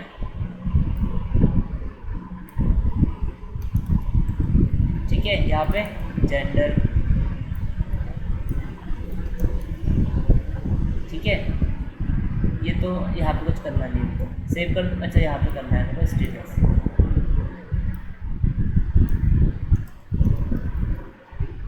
अब मैं देखो ये दो लाइनें जो मैंने एक्स्ट्रा प्रिंट कर इनको हटा देता हूँ। तो ये काम क्या कर रहा है, ये रो पे रो ऐड करे जा रहा है। कब तक ऐड कर रहा है, जब तक मेरे डेटाबेस में डेटा है। तो देखो सारे स्टूडेंट्स का डेटा मैं यहाँ पे अपना लिस्ट करा पा रहा हूँ। जैसे ही मैं नई एंट्री करूँगा ना, अच्छा इनएक्टिव पे ना ये क्या बना हुआ आना चाहिए, अच्छा वो अभी मैं उसको डिसाइड करूँगा, ठीक है। अब इतने में कोई डाउट तो नहीं है ना कि मैं सारे यूजर्स के डेटा यहाँ पे लिस्ट करवा पा रहा हूँ। वो TD कोड के अंदर HTML के अंदर PHP कर दिया है। हाँ देख, इसको मैंने किस तरीके से करा है, टी बॉडी है, ठीक है, तो टी बॉडी खत्म है यहाँ पे। अब इसके अंदर मैंने PHP लगाई यहाँ से लेके यहाँ तक, देखो PHP बंद हो रहा है, ये PHP ओपन हो रहा है। यहाँ पे मैंने वाइल लूप लगा दिया, ठीक है। ये कोड अब कहाँ से कहाँ तक का, यहाँ से लेके यहाँ तक का कोड रिपीटेडली चलता रहेगा, कब तक, जब तक मेरी फैच डेटा के अंदर वैल्यू आ रही है, ठीक है। तो ये तो पता ही है तुम्हें कि ये तरीका होता है सारी डेटा वैल्यूज़ को एक्सेस करने के लिए, ठीक है।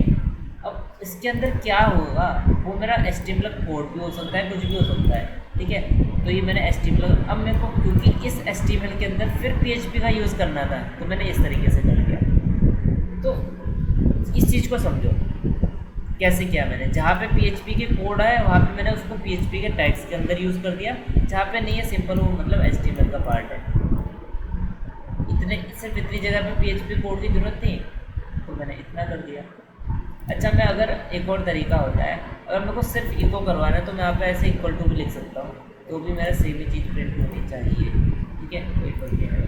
तो इसमें और इसमें कोई फ़र्क इसलिए नहीं क्योंकि मैं इको करवाना चाहता हूँ। अगर मैं कुछ और भी मान लो, इसके अंदर भी मैं कंडीशन लगाऊंगा, अभी देखना, खुद देखना, ठीक है। तो ये चीज़ समझ में आ रही है ना, PHP की जहाँ पे ज़रूरत पड़ रही है वहाँ पे मैं यूज़ कर रहा हूँ। ये जो वेरिएबल है ना, ये PHP का वेरिएबल है, HTML का नहीं है, इसलिए मैं इस वेरिएबल को तो एक्सेस कर ही पाता हूँ ना पूरे डॉक्यूमेंट में। यहाँ पे इसके अंदर वाइल लूप के अंदर तो ये चल रहा है। अब देखो, अब मुझे क्या करना है, अगर स्टेटस इनएक्टिव है, ओके, तो वो मेरा वार्निंग मतलब येलो क्लास में आए, और एक्टिव है तो ही ग्रीन क्लास में आए। करता हूँ, देखो स्टेटस का है मेरा, ये है स्टेटस की क्लास ये है। अब देखो मैं PHP पे कोड शुरू कर रहा हूँ, तो मैंने लिख दिया PHP और बंद कर दिया PHP, ठीक है। मैं कह रहा हूँ इफ़ अगर स्टूडेंट का जो स्टेटस है, स्टूडेंट के स्टेटस की वैल्यू इक्वल टू है किसके, एक्टिव के, ओके। तो मैं उसे बोलूँगा तुम इको करो, क्या इको करो, इसे इको करो, एल्स नहीं तो क्या इको करो, इसको इको करो। इस कोड को देख लो एक बार ध्यान से। तो मैं क्या कह रहा हूँ, मैं इस टीडी के अंदर हूँ और स्टेटस के अंदर हूँ। तो ध्यान से देखो, ये ए है, मैं इसमें क्या तक, ये मेरा पीएचपी का कोड है। ये क्या कह रहा है पीएचपी का कोड, अगर मेरे स्टूडेंट के स्टेटस की वैल्यू एक्टिव के इक्वल है, इक्वल टू का मतलब है, तो तुम इस पीस ऑफ कोड को चलाओ, नहीं तो इस पीस ऑफ कोड को रन करो। ठीक है, यहाँ पे मैंने सेमीकोलन भी लगाना है, नहीं तो एरर आ जाएगी। क्या कह रहा हूँ मैं उसे, कह रहा हूँ अगर एक्टिव है तो मैं उसे बोलूँ कि यहाँ पे पीटीएन सक्सेस, और नहीं है तो फिर पीटीएन वार्निंग हो जाए। तो होगा क्या, देखो मैं हूँ क्लास के अंदर मैंने एक क्लास ऑलरेडी लगाई हुई है बीटेन वाली, इसके बगल में मैं एक और क्लास लगाना चाहता हूँ। ठीक है, ये क्लास बंद हो रहा है यहाँ पे, ये वाली क्लास, इसके बगल में मैं एक और क्लास लगाना, बस मैं कंडीशन पे लगाना चाह रहा हूँ, अगर एक्टिव है तो सक्सेस क्लास है और इनएक्टिव है तो वार्निंग की क्लास है यहाँ पे। समझ में आ रही बात। देखो क्लास के अंदर मैंने इस तरीके से क्लास लगाई, अगर मैं ऐसा करता यहाँ पे स्पेस हटा देता तो यहाँ पे जो भी चीज़ इको होती है ना बिल्कुल से चिपक जाती है, वो ये समझता है कि तो स्पेस लगा के कर रहा हूँ मैं। सेव करता हूँ, एक बार देखते हैं कोड काम कर रहा है कि नहीं कर रहा है। सब में इनएक्टिव आया है, डेटाबेस में जाता हूँ, इनएक्टिव को एक्टिव कर देता हूँ, एक दो क्लासेस को, एक दो स्टूडेंट के स्टेटस को, इसको एक्टिव करता हूँ, इसको भी एक्टिव हो गया। ठीक है, रिफ्रेश करूँ, देखो जो एक्टिव है, समझ में आ रहा है कैसे काम, इंस्पेक्ट करता हूँ अगर मैं इसे, तो ये तो बीटीएन सक्सेस वाली चीज़ है ना, ये चीज़ प्रिंट होने के लिए इतना सारा पीएचपी का कोड रन हो रहा है। क्यों रन हो रहा है, क्योंकि वो कंडीशन लगानी है यहाँ पे। ठीक है, बात समझ में आ गई इतनी, है कोई डाउट नहीं है, बताओ।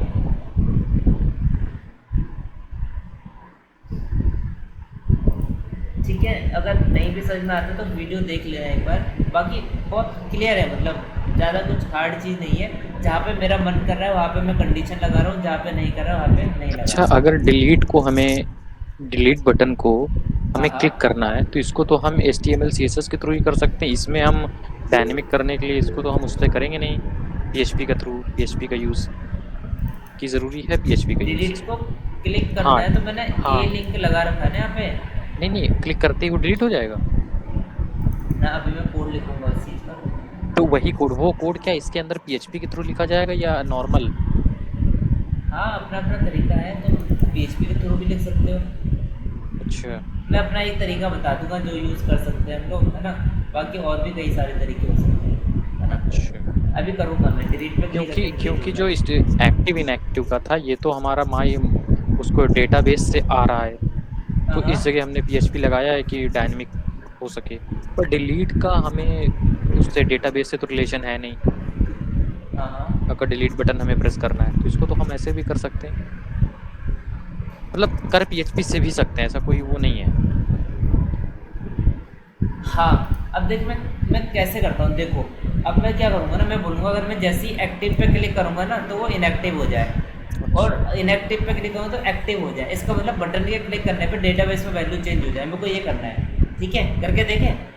अच्छा, ये डेटाबेस पर इफेक्ट कर जाएगा? हाँ, ये चीज़ मैं करता हूँ ना, अच्छा, एक बार करके हाँ, देखो। ये तो देखो हाँ, UI है ना, ये तो मैंने ही क्रिएट करा है ना, मैं जो चाहूँ हाँ, जिससे वो करवा सकता हूँ। मैंने बटन शो करा है, इससे डेटाबेस से रिलेशन नहीं है। ये बटन भी मैंने शो करा हूँ, मैं ना कराऊँ, मैं चाहूँ तो यहाँ पे इनएक्टिव की जगह डिसेबल करा दूँ, इनेबल करवा दूँ, ये तो मेरी फंक्शनैलिटी है ना, मैं कर रहा हूँ जो चाहता हूँ। नहीं, अब इसके ऑपरेट करने से हमारे डेटाबेस पे इफेक्ट पड़ेगा। ये मैं कोड करूँगा इस चीज़ का भी, बताता हूँ कैसे इफेक्ट पड़ेगा। बिना कोड करे नहीं काम करेगा ये, क्योंकि अभी कुछ है ही नहीं, अभी तो मैंने सिर्फ CSS और HTML लिखा है। ठीक है, अब मैं इसका कोड करूँगा कि एक्टिव पे क्लिक हो तो वो इनएक्टिव हो जाए, और इनएक्टिव पे क्लिक हो तो वो एक्टिव हो जाए। करें इस कोड को? हाँ हाँ, और वो इसके शो भी करे हुए उसमें डेटाबेस पे। हाँ हाँ हाँ, डेटाबेस में रिफ्लेक्ट करेगा, करते हैं, ठीक है। अच्छा अच्छा। तो मैं इसे बोल रहा हूँ कि जब भी तुम इस पे क्लिक करोगे ना, HREF दे देता हूँ मैं इसे, ठीक है, कि जब भी तुम इस पे क्लिक करोगे तुम्हें एक फाइल ओपन होनी चाहिए, और उसका नाम है चेंज स्टेटस .php, ठीक है। अब मैं एक फाइल बनाता हूँ चेंज स्टेटस, ऐसे में फाइल तो नहीं बनी हुई ना, नहीं बनी, ठीक है। चेंज स्टेटस .php करके एक फाइल बनाता हूँ, नई फाइल। इसमें क्या करूँगा मैं, PHP का कोड करूँगा, ठीक है। अब देखो ध्यान से देखना, बहुत मतलब मज़ेदार चीज़ है और समझ में आ जानी चाहिए। मैं क्या करूँगा, चेंज स्टेटस .php ओपन करता हूँ, ठीक है, और इसको इको करवा देता हूँ गेट की वैल्यू को PRET। रिकॉर्ड तो हो रही है यार वीडियो, पर बाकी बाद में करप्ट हो जाए तो कह नहीं सकते हैं, ठीक है। फ्री हो गया है मेरा। अब मैं यहाँ पे प्रिंट आर करवाता हूँ। अच्छा, ऐसे क्यों करवाता हूँ मैं, ये चेक करने के लिए गेट में कुछ आ रहा है कि नहीं आ रहा है, ओके। तो प्रिंट आर करवाया मैंने, तो अंडरस्कोर गेट का मीनिंग तो यार अच्छे से समझते होंगे क्यों यूज़ करते हैं इसको, फिर वो फिर बता देता हूँ। तो मैंने जैसे यहाँ पे ओपन करी change status .php, question mark मैंने लिखा ID = 1 फॉर एग्ज़ाम्पल, तो मेरी गेट में ये वैल्यू आ गई, ठीक है। मैं अगर लिखता हूँ तो और भी वैल्यूज़ प्रोवाइड करानी है गेट में, तो मैं लिखूँगा एंड नेम = मान लो RTFD लिख देते हैं, तो नेम के अंदर RTT आ गई, ठीक है। अगर मैं ID हटा दूँगा यहाँ से तो ID हट जाएगी, सिर्फ नेम वाली, तो इसलिए गेट का यूज़ होता है, इसलिए $_गेट का मैं यहाँ पे फ्री करवा लेता हूँ, ठीक है। अब मैं चाहता हूँ कि स्टेटस .php पे जाकर के कोई मुझे ID प्रोवाइड करवा दे उस स्टूडेंट की, ठीक है। ये ID मेरे को अगर प्रोवाइड करा दे ना, तो मैं क्या करूँगा, मैं इस क्वेरी लिखूँगा, ये क्वेरी मैं क्या करूँगा, यहाँ पे क्वेरी लिखूँगा। क्वेरी क्या लिखूँगा मैं, delete star from students where *ID =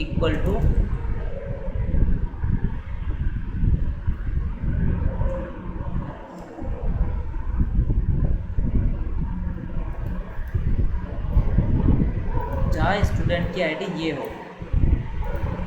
ठीक है। ये मैं क्वेरी एग्जीक्यूट कर दूँगा। अगर मेरी क्वेरी का रिज़ल्ट आता है और उसके बाद मैं इसको रिडायरेक्ट करवा दूँगा, हाँ वो बात की बात है। अभी मैं एक काम करता हूँ, मेरे को 1 ID वाला स्टूडेंट है कोई यहाँ पे, मुझे 1 ID वाले स्टूडेंट को डिलीट करवाना है। मैं पहले इस कोड को सेव कर देता हूँ, क्योंकि क्वेरी रन हो जाएगी डायरेक्टली। और मैं जाता हूँ यहाँ पे, और यहाँ पे अगर मैं इस पर क्लिक करूँगा, देखो मेरी वो, अच्छा यहाँ पे क्या कर रहा है, array to string conversion line 6, line number 6 में कुछ दिक्कत आ रही है। $get के आगे मैंने ID नहीं लिखा, ठीक है, क्वेरी चली नहीं होगी है। अब एक बार फिर से चलाता हूँ, देखो मेरा पहले स्टूडेंट का रिकॉर्ड डिलीट हो गया हो, नहीं हुआ, ठीक है। अब मैं देखो इस केस में क्या करूँगा, मैं क्वेरी को प्रिंट करके दूँगा। क्वेरी क्या प्रिंट आ रही है, कोई एरर तो नहीं आ रहा है, इको क्वेरी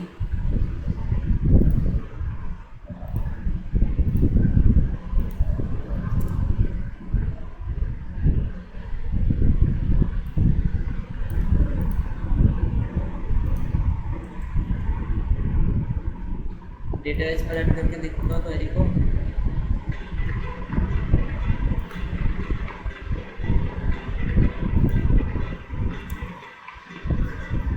वन को नॉर्मल लिखना चाहिए मेरे हिसाब से। एक बार नॉर्मल लिख के देखता हूँ। हाँ क्योंकि वो नहीं हो रहा है, ठीक है।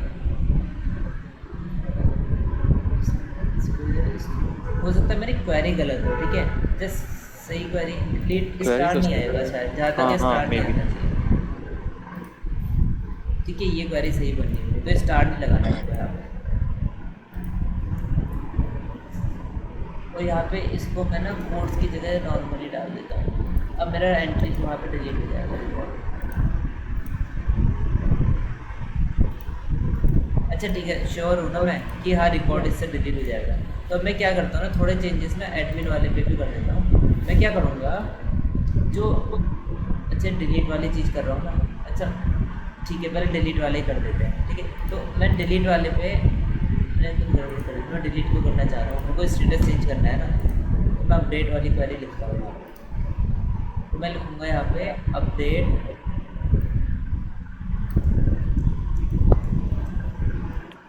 Students set student status equal to ये where student ID equal to ये। ठीक है, ये तो अपडेट की क्वेरी बन गई। अब मैं पहले पता करूँगा कि इस आईडी के स्टूडेंट का स्टेटस क्या है। तो उससे पहले मेरे को एक क्वेरी और चलानी पड़ेगी, स्टूडेंट डिटेल्स की क्वेरी चलानी पड़ेगी।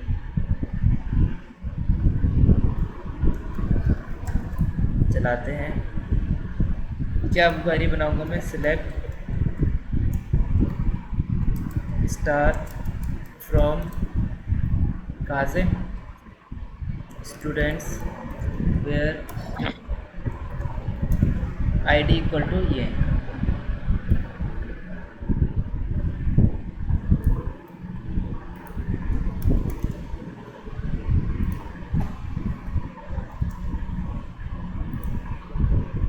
ठीक है, तो यहाँ पे मेरे पे रिज़ल्ट आ जाएगा। उस रिज़ल्ट को मैं इको अपने में लूँगा ना कि क्या रिज़ल्ट आ रहा है। तो उसके लिए हम लोग क्या करते हैं, लॉगिन वाले पेज में जाऊँगा मैं, तो कोड का यूज़ करो जो ऑलरेडी किया हुआ है ना। तो मैं क्या करूँगा, ये रहा, ये चीज़ मैं यूज़ करूँ।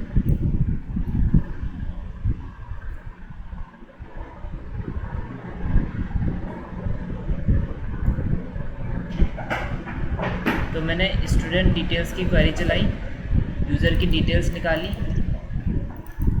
ठीक है, और चेक करा कि अगर ये एग्जिस्ट करता है कि नहीं करता है।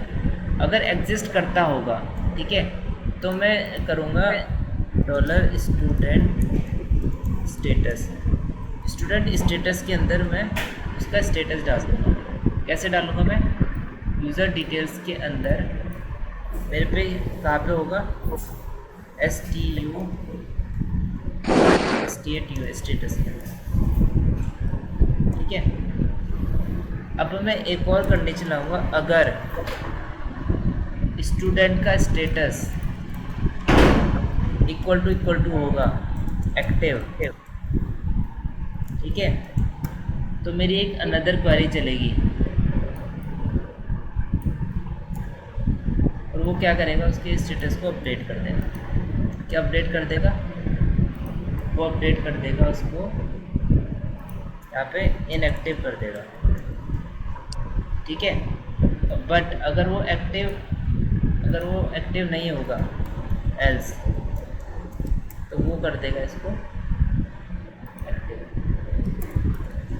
ठीक है, तो ये अब देखो इस पूरे कोड को देख लो,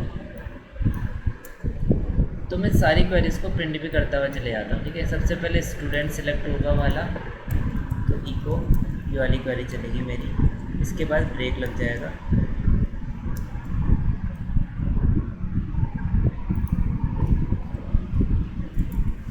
ठीक है, ऐसे ही जब मेरा चेक हो जाएगा स्टूडेंट, तो मेरी स्टेटस जो है यहाँ पे सेव हो जाएगा, एक नई क्वेरी बनेगी। इन दोनों में से कौन सी क्वेरी रन होती है वो ढूंढेगी, या तो ये वाली होगी या तो ये वाली होगी। ओके, सो एक बार हमें बस एक चेंज और करना है, एडमिन पे जा कर के एक लिंक जनरेट करना है। लिंक कौन से जनरेट करना है, ये वाला। तो यहाँ पे हम लिखो href इक्वल टू ये पूरा का पूरा लिंक जनरेट, बस लास्ट में जो आईडी आए ना वो स्टूडेंट की आईडी आए यहाँ पे, तो मैं क्या लिखूँगा PHP का ये सेम ये चीज़ मैं डाल दूँगा यहाँ पे।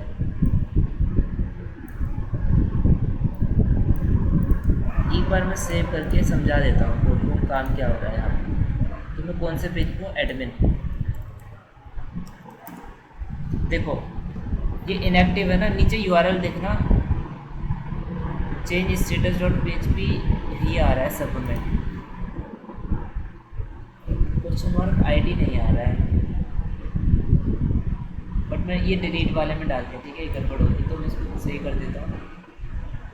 कंट्रोल X ऊपर वाले में मुझे डालना है इसे।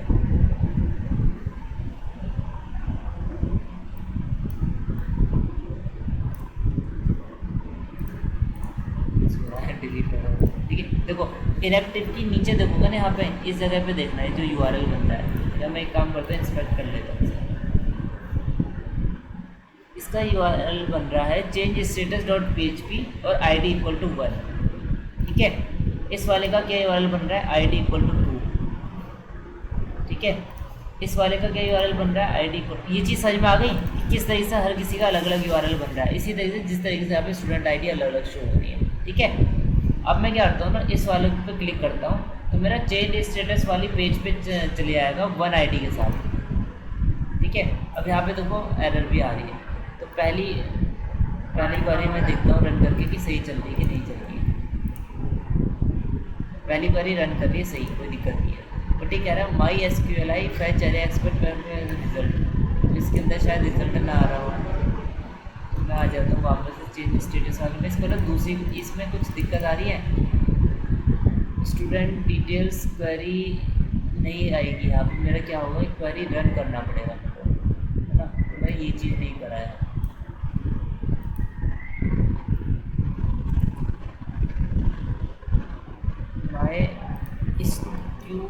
क्वेरी रिजल्ट में यहाँ पे डाल तो मैं ना एरर किस वजह से एरर आ रहा है, चलो आते हैं फिर से बैक करता हूँ मैं, फ्रेश करता हूँ, वापस से इस पर क्लिक करते हैं। देखो ये क्वेरी चली तो यहाँ पे 1 रिजल्ट प्रिंट हुआ, 1 क्या प्रिंट हुआ, मैं क्या प्रिंट कराना चाह रहा था यहाँ पे तो ये क्वेरी प्रिंट हो रही है,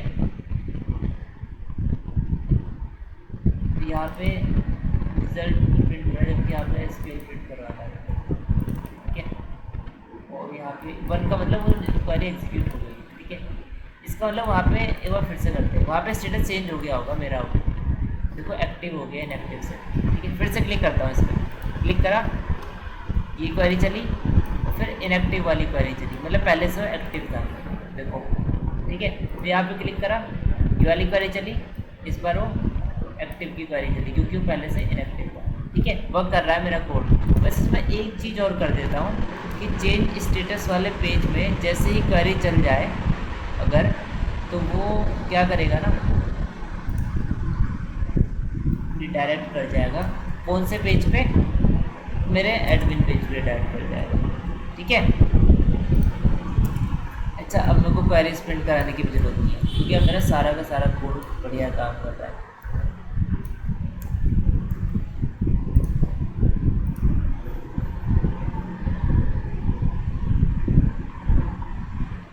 ये क्या चीज़ है समझ में आ रही है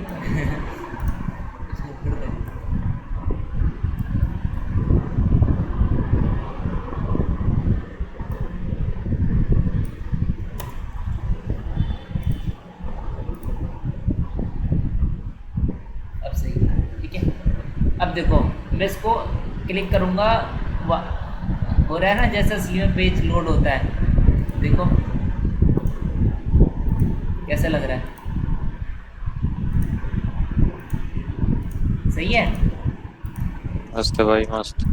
ये सारी डेटाबेस में चेंज हो रही है वैल्यूज हैं, डायरेक्टली अपडेट हो रही है ना चीज़ें, देखो इनएक्टिव। तो देखो यही तो है डायनेमिक, यही तो करते हैं वेब डिज़ाइनर्स, है ना, इजी बना देते हैं। ऐसी मैं डिलीट वाली फंक्शनैलिटी भी अचीव कर सकता हूँ, कैसे, इसी सेम यही रहेगा, सेम कॉन्सेप्ट रहेगा, बस वहाँ पर डिलीट की बारी चलेगी। समझ में आ गया? हाँ समझ गया। तो देख रहे हो कि मतलब कैसे काम करती है चीज़ें। थोड़ा सा है चीज़ें, बट हाँ देखो ये चीज़ें प्रैक्टिस हैं। यार बस हाँ वही है ना, पढ़ने तो ठीक है पर ठीक है। तो देखो आज का मैं एक काम करता हूँ, पहले वीडियो रिकॉर्ड होगी होगी नहीं होगी। वीडियो रिकॉर्ड तो हो नहीं रहा होगा। दीपक कहाँ चला गया, सो